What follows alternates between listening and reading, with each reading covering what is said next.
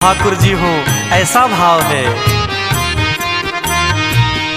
मुख में हो राम नाम, राम सेवा हाथ में। मुख में हो राम नाम, राम सेवा हाथ में। तू अकेला नहीं प्यारे, राम जी तेरे साथ में। तू अकेला नहीं प्यारे, राम जी तेरे साथ में। फिर विधि का विधान जान, हानि लाभ सही ये।